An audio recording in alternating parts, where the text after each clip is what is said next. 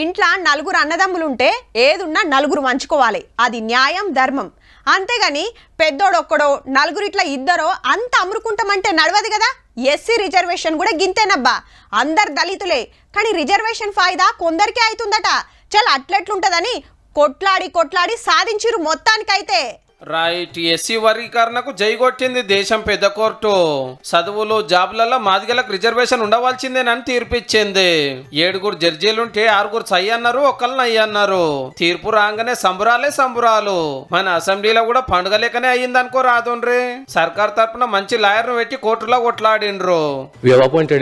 Senior advocate in the supreme court ఈ రోజు చక్కటి జడ్జిమెంట్ వచ్చింది. అవసరమైతే ఇప్పుడు ఇచ్చిన ఉద్యోగ నోటిఫికేషన్లలో కూడా వర్గీకరణను అమలు చేయడానికి అవసరమైతే ఆర్డినెన్స్ తీసుకొచ్చి మాదిగ సోదరులకు న్యాయం చేసే బాధ్యత మేము తీసుకుంటాము. రిజర్వేషన్లు ఎస్సీలలో కొందరికే పోతున్నాయి, అందరికి అందుతలేవని ఎప్పటికెళ్ళో లడాయి నడుస్తుంది. దీని మీద దేశమంతటికెళ్ళి 22 పిటిషన్లు కోర్టులు వేస్తే అందులో మందకృష్ణ మాదిగ సార్ కూడా ఉన్నాడు.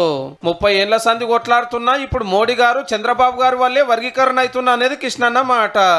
వర్గీకరణ మళ్ళా సుప్రీంకోర్టు అనుకూలమైన తీర్పిచ్చిన సమయంలో చంద్రబాబు నాయుడు గారు ముఖ్యమంత్రిగా ఉండడం అనేది మా జాతికి భవిష్యత్తుకు ఉపయోగపడుతుంది. రేపు వర్గీకరణ జరుగుతుంది.